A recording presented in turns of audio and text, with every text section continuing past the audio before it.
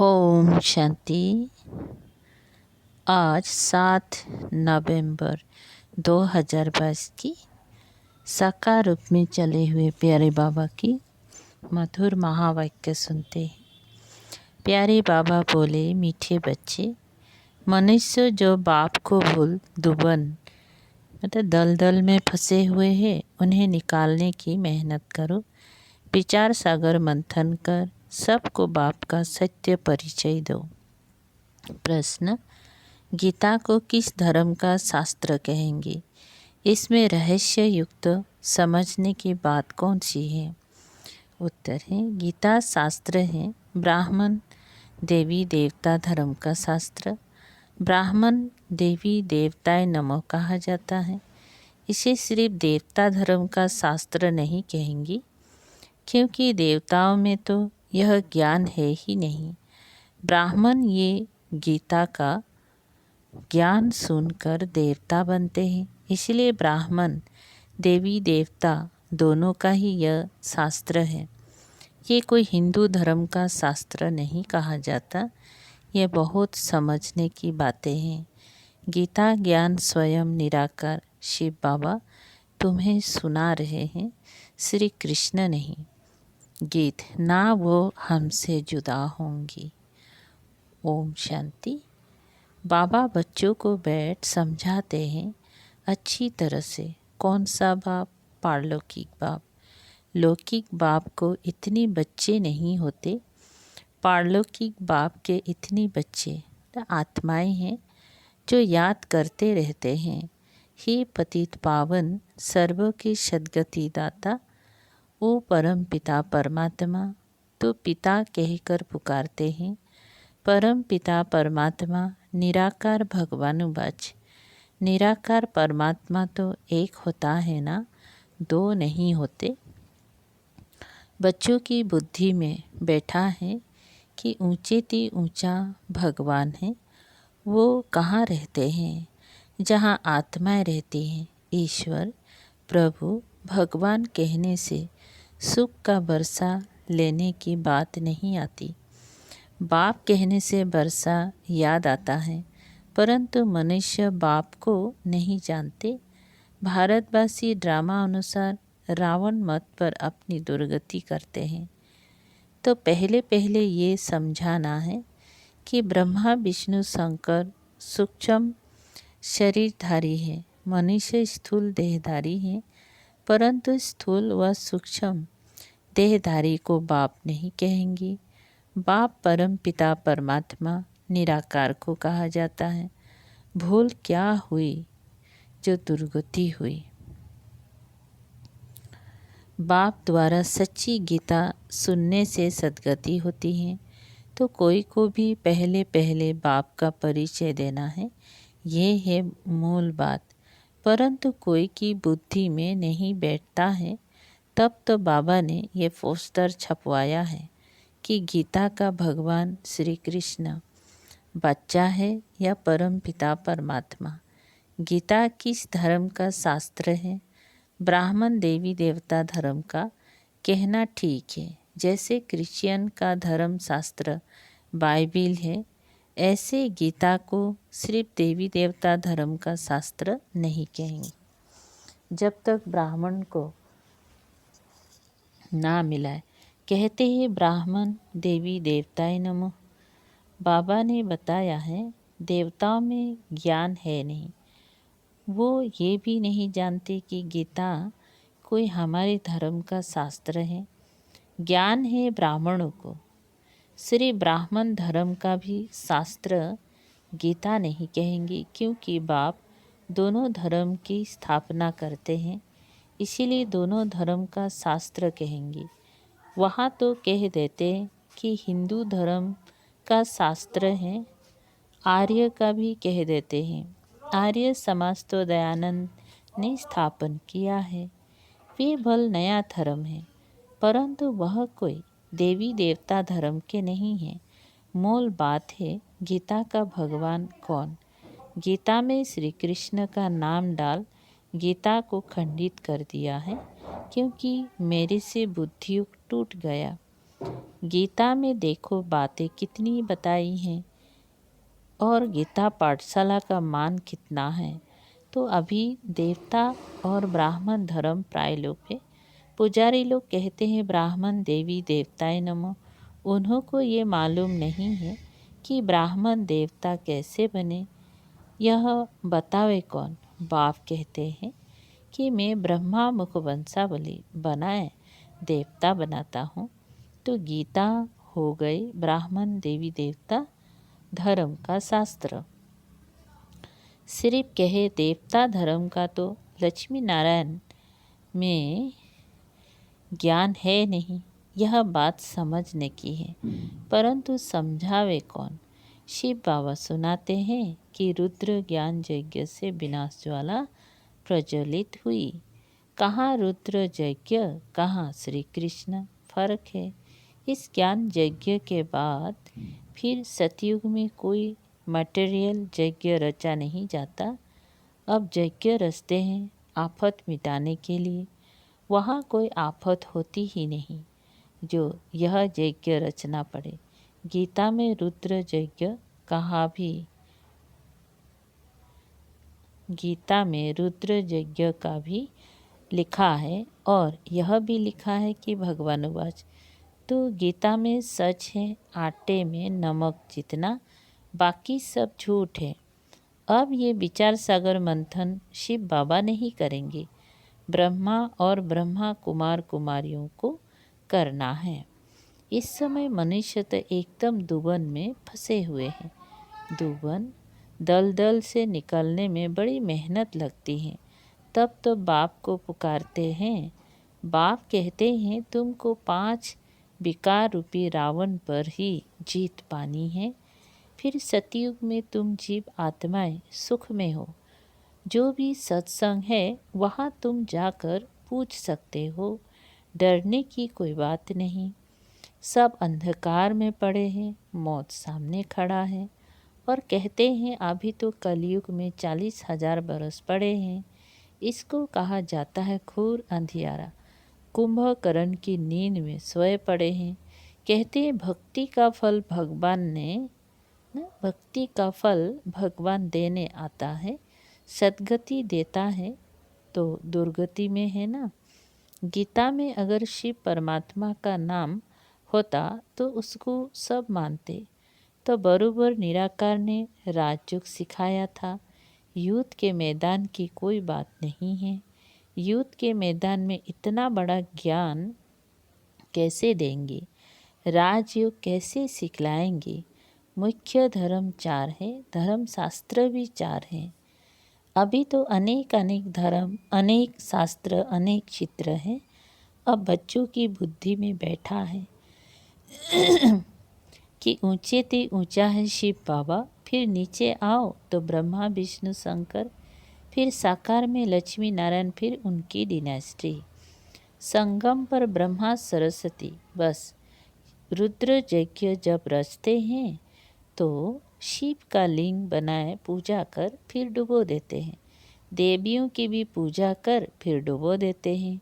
तो गुड्डे गुड्डियों की पूजा हो गए ना, क्योंकि उनका ऑक्यूपेशन कोई नहीं जानते। उनकी महिमा है पतित पावन। तो कैसे पाप आत्माओं को पावन बनाते हैं।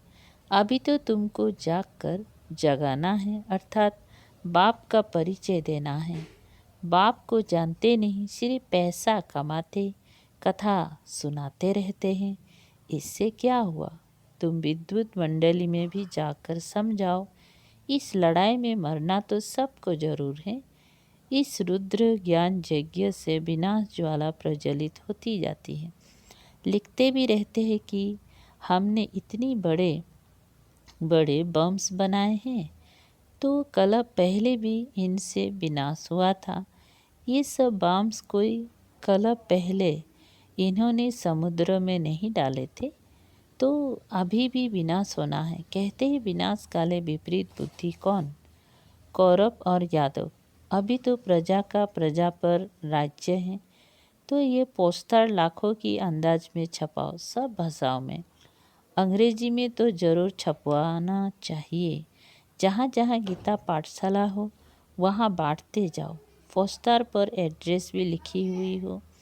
बाबा डायरेक्शन तो देते हैं, करना तो बच्चों का ही काम है। लिखा हुआ है शिव बाबा, तो शिव बाबा भी बाप, ब्रह्मा भी बाप, परंतु बच्चों को वर्षा शिव बाबा से मिलना है, ना कि ब्रह्मा से। ब्रह्मा को भी उनसे मिलता है। बाबा ने बहुत समझाया है कि गीता मैगजीन में भी पहले पहले बाप का यथार्थ परिचय लिखो, तो जो ब्राह्मण बनने वाले होंगी उनको झट तीर लगेगा, नहीं तो लिया और फेंक दिया। जैसे कोई बंदर को किताब दो तो एकदम फेंक देगा, समझेगा कुछ नहीं।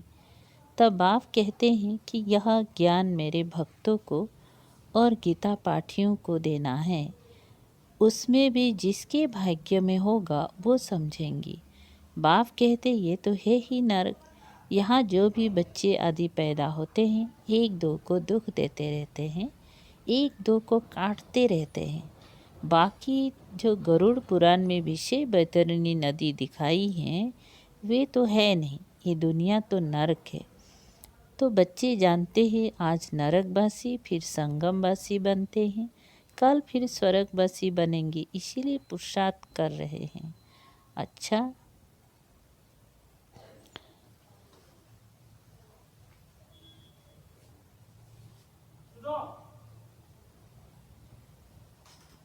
मीठे मीठे सिकंदे बच्चों प्रति मात पिता बाप दादा का याद प्यार और गुड मॉर्निंग।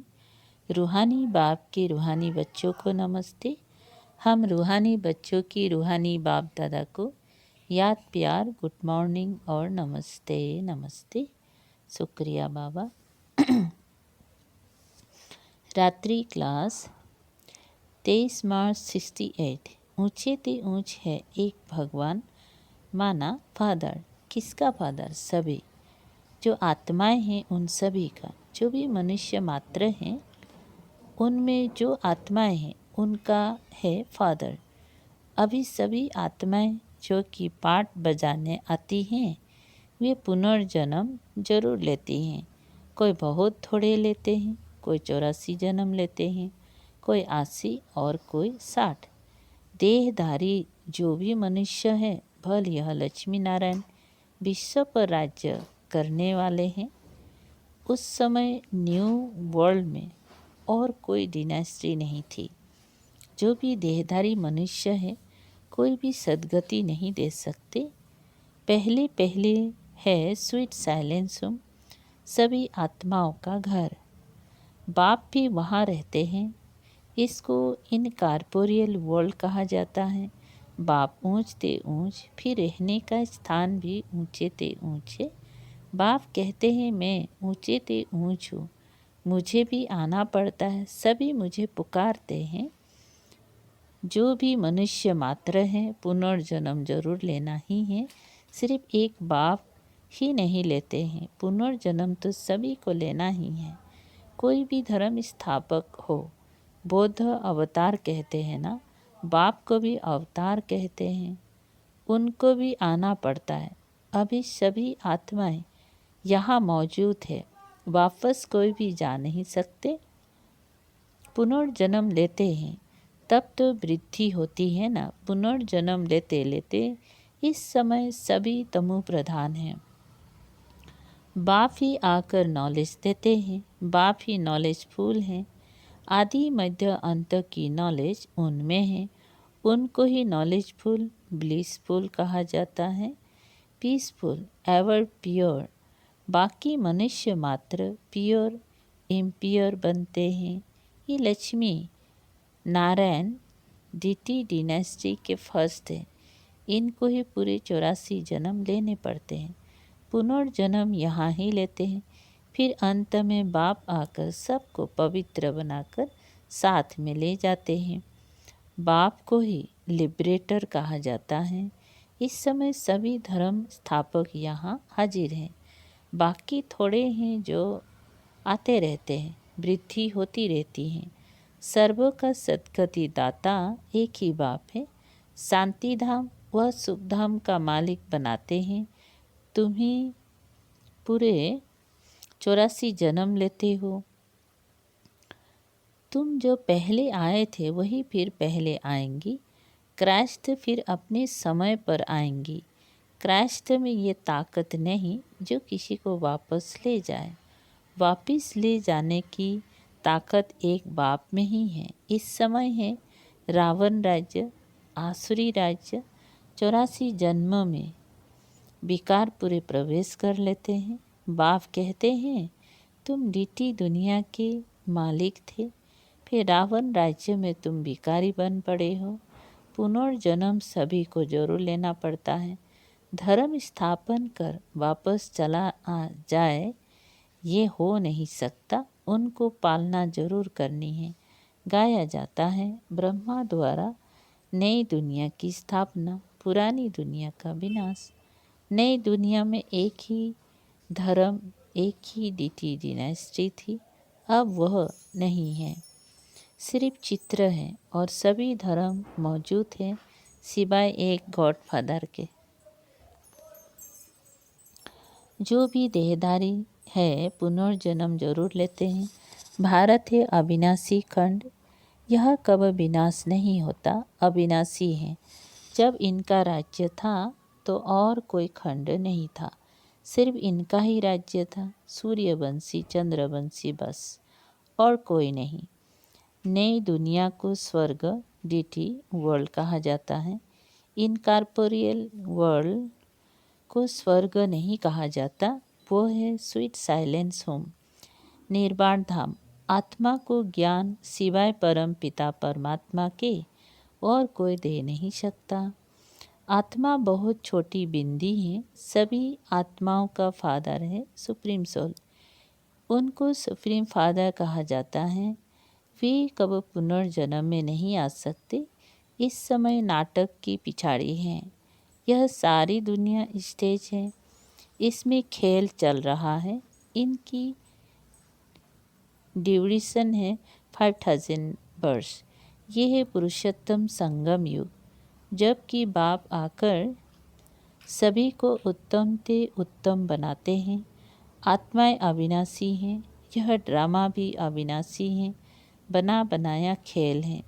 जो पास हो गए फिर उसी समय पर आएंगी। पहले पहले ये आए थे। लक्ष्मी नारायण अभी नहीं है। सच्चा सच्चा सत का संग यह है। अच्छा, मीठे मीठे रूहानी बच्चों को रूहानी बाप व दादा का याद प्यार और गुड नाइट। ओम शांति।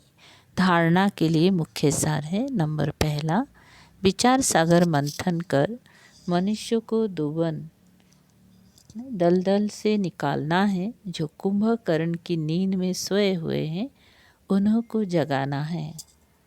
अच्छा, नंबर दूसरा है, सूक्ष्म अथवा स्थूल देहधारियों से बुद्धि युग निकाल एक निराकार बाप को याद करना है। सबका बुद्धि युग एक बाप से जुटाना है। वरदान है, सच्ची वैष्णव बन पवित्रता की श्रेष्ठ स्थिति का अनुभव करने वाले संपूर्ण पवित्र भव। विस्तार है, संपूर्ण पवित्रता की परिभाषा बहुत श्रेष्ठ और सहज है। संपूर्ण पवित्रता का अर्थ है सपन मात्र में भी अपवित्रता मन और बुद्धि को टच नहीं करे। इसी को कहा जाता है सच्ची वैष्णव। चाहे अभी नंबरवार पुरुषार्थी हो, लेकिन पुरुषार्थ का लक्ष्य संपूर्ण पवित्रता है। और यह सहज भी है क्योंकि असंभव से संभव करने वाले सर्वशक्तिमान बाप का साथ है। स्लोगन है, सहज योगी वे हैं जो हठ व मेहनत करने के बजाय रमणीकता से पुरुषार्थ करे। अच्छा, ओम शांति। शुक्रिया बाबा।